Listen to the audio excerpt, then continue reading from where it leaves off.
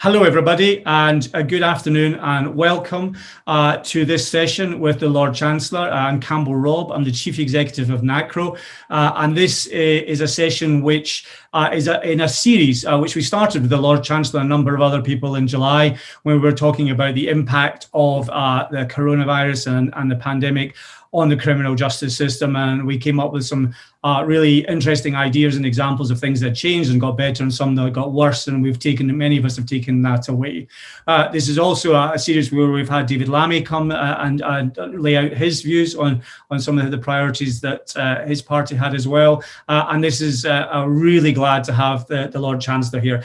Just to give you a brief idea of the format, we're just going to play a short video where we've asked people from across the sector about what they think their priorities are for tackling reoffending, which is the focus of this particular session. And we've asked some people from large and small organisations to just give us their views. That'll set the context for a short speech from the Lord Chancellor, who's going to give us his views on what the government's doing and what it hopes to do more of in its commitment to tackle reoffending. And then we've gathered some questions from across the sector, from the frontline and others. And rather, because we don't have very much time, I'm afraid I'm going to be the voice of those questions, and I'm going to put them to the Lord Chancellor. And I promise to hold him to account as best as I can in the circumstances. So welcome, everybody. Just to let you know, Lord Chancellor, we have over 100, well, last count, we had well over 100 people joining us, and I think there were still more coming at the last minute. So Lilka, who's our support, is going to play a video now, and then we're going to go to the Lord Chancellor. Fingers crossed. There we go.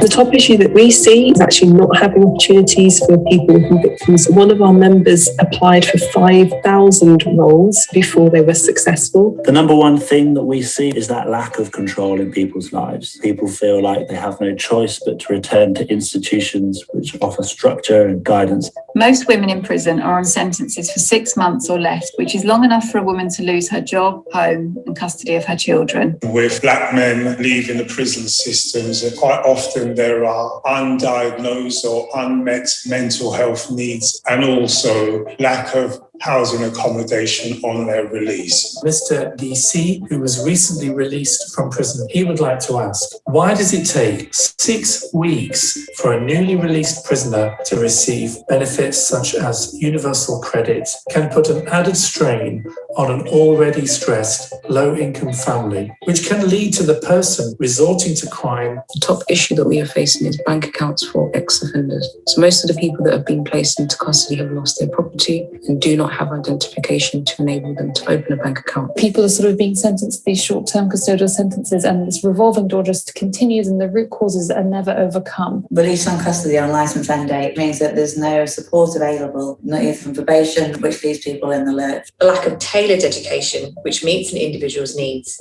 which gives no acknowledgement of a prisoner's previous experience, risk factors or future goals. Our top 2 priorities for reducing reoffending. One is to encourage as many employers as possible to open up their vacancies to people with convictions, to reduce reoffending from a third to a half. The second priority is to really support people to keep going. They often have hundreds of knockbacks in their search for work. We have to get better at listening to people who are leaving prison, asking them directly, what are your priorities? What are your worries and concerns? The second priority is about choice and control. There is a feeling they don't have a choice about where they go. Anything we can do to put the person at the front and centre of their own lives is the top priority for us.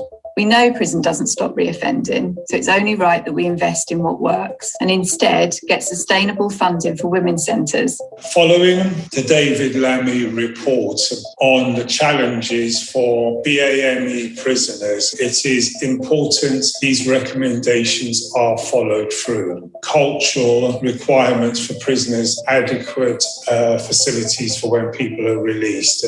Alison is a mother and long-term foster carer. Her son, who has suffered with serious mental health issues, is currently serving a prison sentence. She would like to ask you, Lord Chancellor, why are families shut out of the system? Why isn't their expertise recognised and utilised as a way to improve prisoners' mental health? My two main priorities for reducing reoffending are to ensure that everybody is accommodated when they're released from custody, to ensure that everybody has access to funds when they're released. Fewer short-term custodial sentences. These people will be better served in the community where meaningful rehabilitation can take place. Accommodation availability and a higher degree of local council involvement, perhaps pre-release. Building trusted relationships, finding sustainable, meaningful employment for prisoners who are released. How are you going to make prisons really rehabilitative, given that the prison population is going to increase? Why can't families be included in mental health decisions? How will you create systems that are truly person-led? Why is there no support for people who've reached licence end date on release? Why do we continue to refer to people within it using very negative labels? When people are released from extended periods of lockdown in the prisons, what are we doing to ensure that they have support for mental health issues that could arise from being locked up? In line with the female offender strategy, what is being done to reduce short-term custodial sentences? Is there any increased funding for community programs? What additional resources are going to be put in place to meet these particular needs for this cohort? Given the government strategy and the commitment to reducing the number of women in prison, why would we build 500 new prison places for women? What are your intentions going forward to ensure that released prisoners have sustainable job opportunities?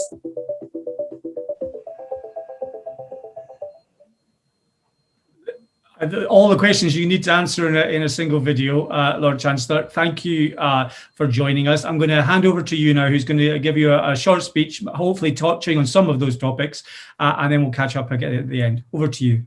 Well, Campbell, thank you very much. And it was great to see the video and so many familiar faces and new faces asking those important questions. And let me start by saying what a huge pleasure it is to be, for me, speaking to you, albeit still virtually.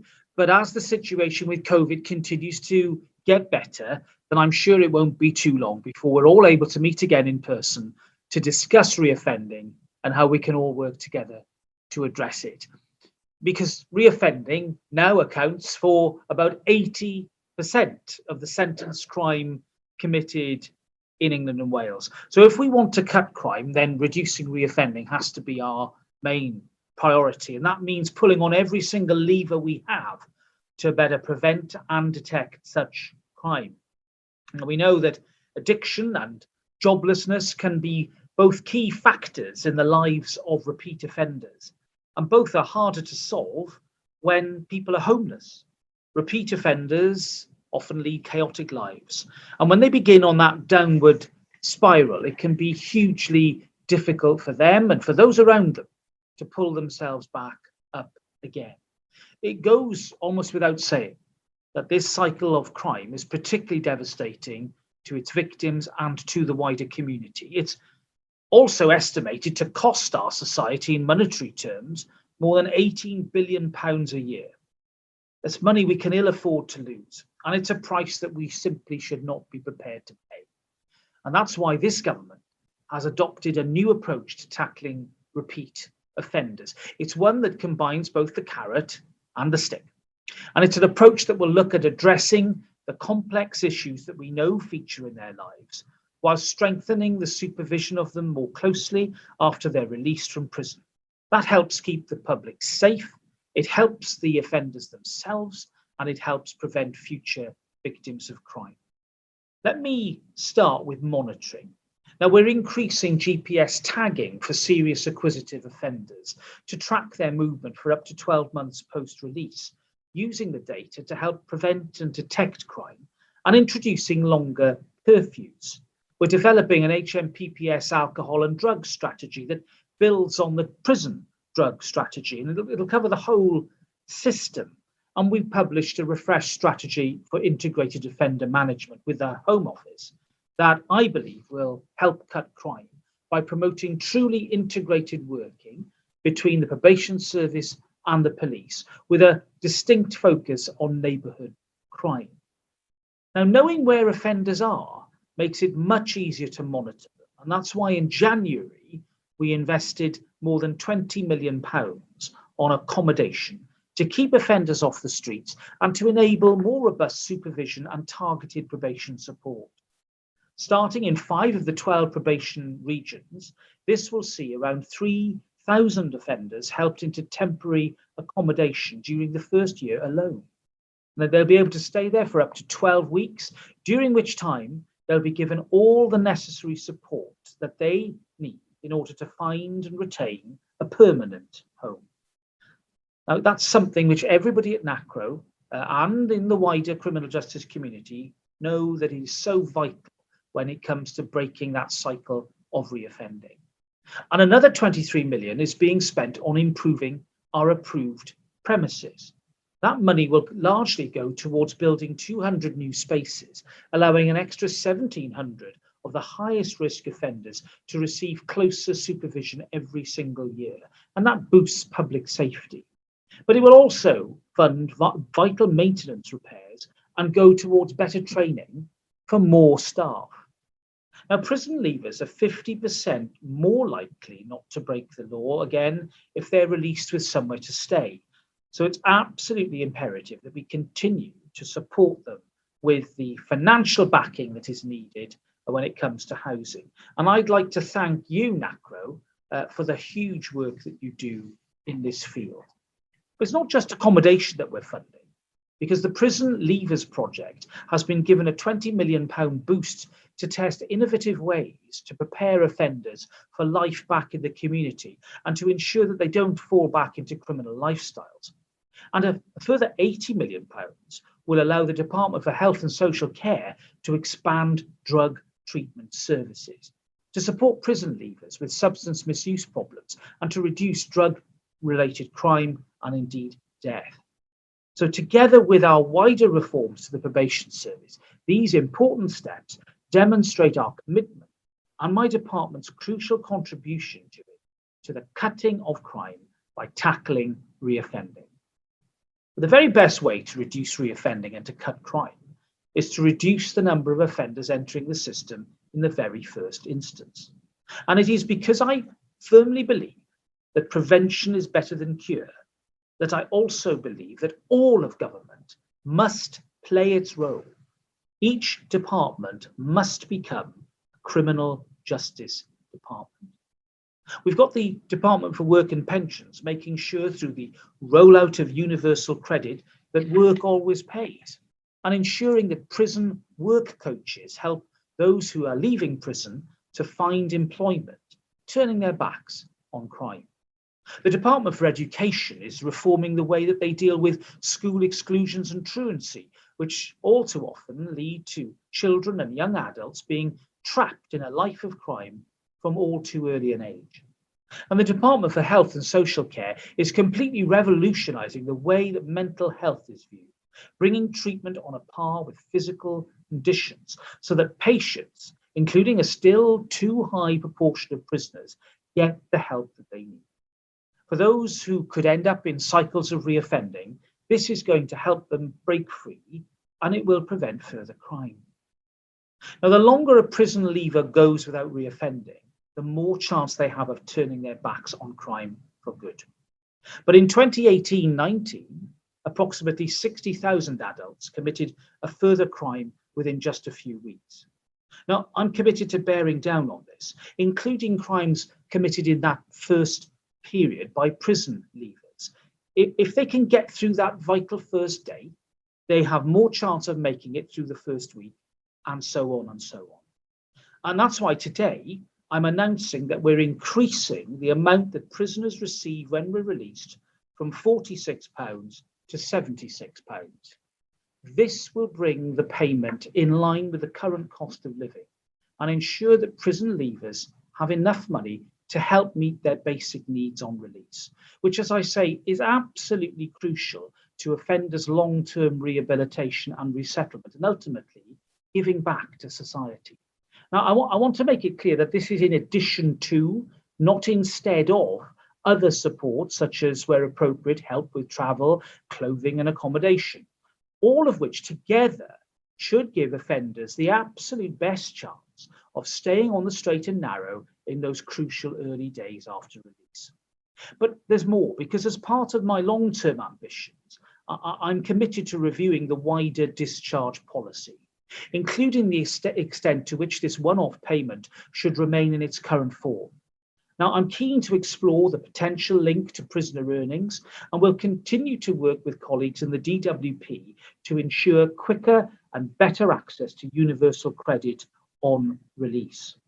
Now, finally, I'd like to finish by expressing my deep gratitude to all of you for your hard work day in and day out, supporting offenders and helping them to believe that the future can be brighter.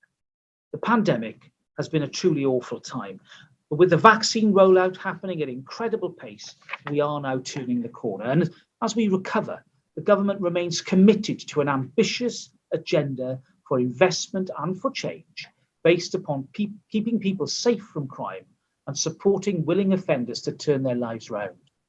And collaboration and partnership working to achieve these common goals is what is getting us through COVID, and is what I believe will drive us on the better outcomes in the future for our communities. And as I go around the country, either digitally or in person, speaking to prison officers and probation officers, I get and I detect that there's an energy and an appetite for reset and relaunch. It's an energy we're all going to need ahead of the reunification of our probation service next month, one which will see even more collaboration, allowing us to deliver better rehabilitative services, cut crime, and boost public safety. And I know that's something about which Nacro is passionate. And I hope that all of us, both in government and in the third sector, can come together to bring down crime rates by ensuring that offenders realise the better futures that I know they really want and need. Thank you. Thank you very much, Lord Chancellor. That's breaking news, I think, in that I think that's the first time that the increase is over 20 years, I think, since the discharge was last increased. So thank you for that announcement and for bringing that to us. We know it every day, as many of our colleagues on this call will know as well, how much that first bit of money, that bit of support helps on that very first day. So it's really a positive announcement that we can see some increase in that. And if we'd very much welcome, as I'm sure many others will as well, to work with you on that wider discharge policy and work out how we can create that truly rounded approach to what people need when they come out. But over £30 or £30 increase will do for just now. So thank you for that. I've got a series of questions which I'm going to try and wrap around because we haven't got very much time. There's one from Dina and one from Tracy. Now, these are specifically around accommodation and homelessness. First one is really around, you mentioned the announcements you've made earlier in the year for some funding to come into the system to help. That's most of that's for a year. What's your thinking and support for how we can make that into the long term? And that's from Dina. And from Tracy, what's currently been done to provide more accommodation for women specifically? And there's anything in particular you have thoughts about? So a couple of questions about accommodation with one specifically about women, if you want to take those first. Yeah, of course. Well, and as I was alluding to, the new accommodation service is all about giving that sort of 3 month, that 12-week period of basic temporary accommodation for people who otherwise would be homeless. And it's starting in 5 of our 12 regions. I want to also test new housing officer roles across 16 prisons. And that's going to help strengthen links between HMPPS and local authorities. Crucial that we really get that right. And the homelessness prevention task forces, the 7 that we've set up as part of the COVID response, really, I think, showed us how that collaboration can work. And, you know, I put money from this department into that rather than waiting for example, MHCLG to do so. And I think that as those task forces continue, we're learning and considering how we can embed that into the future landscape. When it comes to resourcing, of course, we've got to focus, and we are focusing on the spending review negotiations that will come later this year. You know, there was an added impetus to this by the Prime Minister's Criminal Justice Task Force, and the funding that we obtained for accommodation and drugs was as a result of his intervention and support over and above the settlement that we had of the spending review. So make no bones about it. We'll continue to make the case and advocate, as you say, for that longer term funding that will help increase stability. With regard to accommodation for women being released from prison, of course, the new accommodation service very much embraces their needs as well. And I'm delighted that we are going to be opening a new approved premises in Bristol in June. That's Eden House. It's very much part of the thinking that underpins the female offender strategy about the way in which women are supported and accommodated. The trauma-informed approach that we all understand is vital in terms of not just dealing with welfare needs, but reducing that cycle of offending. So women very much an integral part of that, and of course a distinctive part as well of the strategies that we have with regard to future incarceration. The Welsh initiative I'm taking with regard to a secure accommodation provision there, for example. So lots going on and lots more to do. Great. I think there's a lot that we can do together, the sector and yourself, to really make the case for that long-term investment in accommodation, so that we can see this investment going longer. A couple of questions now. I'm going to wrap around, one from Catch 22 and one from our frontline staff survey, specifically about employment.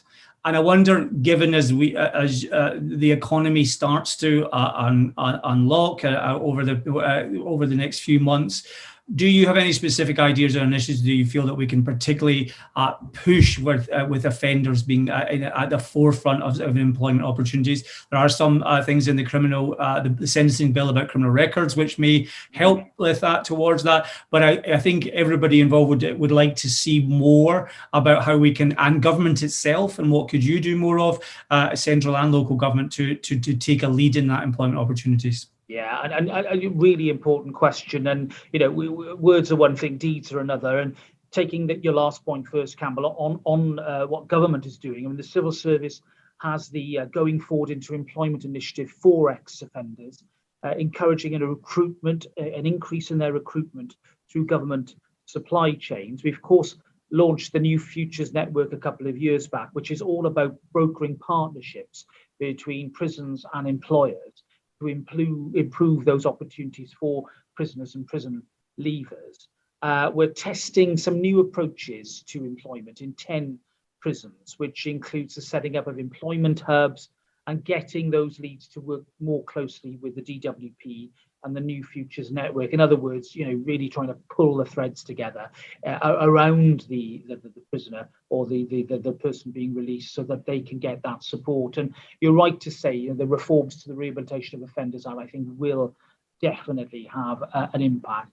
But it's in education skills, I think, that we really get to the heart of this. And the new prisoner education service that we are pulling together is going to be very much focused on workplace-based training and skills. And also the work that I'm doing on neurodiversity is all about trying to unlock some of the barriers that many prisoners have with regard to being able to learn in the first place. The sort of barriers that meant that they didn't succeed at school, were excluded, and then were lost to the system. We've got to unpick those locks, and we've got to diagnose and identify the particular obstacle. And if we do that well, then we could start to see more and more prisoners access the learning that they know they want, particularly on things like basic literacy, numeracy, and all the things that can unlock then opportunities in the jobs market that have been denied to them for too long. Great. Thank you for that. I think that we would urge as well, many of us, the department really working with the Department of Education about the levelling up agenda that's going on in colleges and education and schools, and particularly in how we can, and in further education, how we can make stronger links between people coming out of the criminal justice system and getting straight into the types of courses that could lead to jobs as well. So I think there's a tie up there that we could see.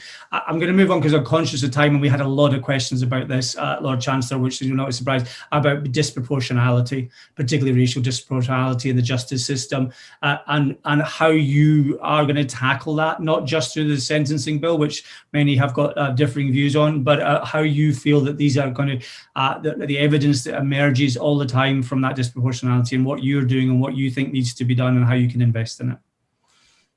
Well, that work to not just consider, but to take action on the overrepresentation of ethnic minority groups in the existing offender population is ongoing, and that we want to see that disparity directly addressed and dealt with. I think it's right to say that we do have to acknowledge that when it comes to sentencing, then sentences that reflect the severity of the offence and the offending history will continue to be passed. But we did, of course, in considering the new legislation, look at very carefully our public sector equality duty in accordance with the legislation. And indeed, when you look at the provisions within the bill, there are direct measures that we are taking, which I believe will have an effect. So let's take, for example, the issue of remand of children. There's no doubt that despite it is the great news that the number of children in the secure estate has now plummeted from 3,000 or so a decade ago to probably about 500 or so now, there is a disproportionate number of young black males in the population. And that seems to be really focused on the remand population, where a lot of young men from the black and minority ethnic community are being remanded. And I think the tests that we are applying, the new statutory tests, which set the hurdles higher for remand before all other options are exhausted, will have a direct impact and a direct effect on that disproportionality. That's what I want to see. And the support that we've given under the Stewardship Fund to voluntary organisations working in the black and minority ethnic field, the £1.5 million investment that we put in about, in particular, the support that people are given on release, is another example of what we are trying to do directly to target resources. And when I look at the money that we divided between the 12 probation regions, I think it was just over 1.2 million for particular rehabilitation support for minority ethnic offenders. I think it again is an example of what we're trying to do in order to deal with this disparity. And on the approved premises estate, we distributed 175,000 to increase engagement with local minority ethnic-led voluntary sector organisations to get the support right. And there's no doubt by engaging with them and understanding the evidence base, then we can do even better. So in a nutshell, a lot of action here and a readiness by government to acknowledge the scale of the problem and a willingness to do something about it, but still more to be done, of course. I think it's welcome to hear, Lord Chancellor. Many of us can continue to concerns, as you know, we've raised it many times with you about the sentencing and the evidence of whether that's going to stop offending and also its effect on disproportionality. But those are discussions that we'll continue to have with you and push you on and seek the evidence of to make sure that we can get this right. With a minute left, really, I'm going to put you on the spot. In terms of reoffending, you've given us an outline. What is the one thing that you is your priority over the next year or so? What's the thing that you'll put your stamp on to really make happen in this space? I think the key for me is accommodation. I've always said the three things: the home, the job, and the friend are the big things. But if I can do more on accommodation and drive that forward over the next year, that would be a real achievement. But at the same time, not losing the focus on employment and skills. And with the reform probation service and more probation officers now coming online, we've recruited an extra 1,000 more coming. I think you're going to start to see that depth and breadth of support there, which will really help to make a difference for lots of prison leavers over the next couple of years. Well, we'll both work alongside you on that and hold you to account on it, as you'd expect. And I'm very conscious of your time and very grateful for it. I know that you've got a lot to do. And so at 1 minute past my time allotted with you, I want to say, if there's do you want any final word, or I think you probably have to. Just a big thank you to everybody. And, we all share the same goals. And I'm privileged to be here at the head of this department after many years in the criminal justice system, having probably met more people involved in it and defendants and prisoners than some of my predecessors, should we say.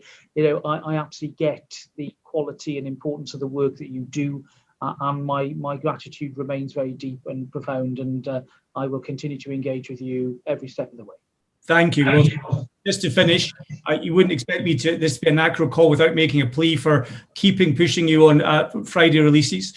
But I'll leave that. You know, I don't need to say anything more on it. But also to say thank you. The announcement about a discharge grant increase of the substance that it is and the scale of it is very, very welcome. And on a day-to-day basis, will make a very significant difference to people's lives. So thank you for that and bringing that with you when you came today. We hope to see you again soon. And everyone who's on the call, if you've got any questions or things, get them into us. We'll try and answer them, and we'll get them to the Lord Chancellor as well. I'm sure we'll try and get some answers if we can. But thank you for your time, and we look forward to working with you over the coming weeks and months.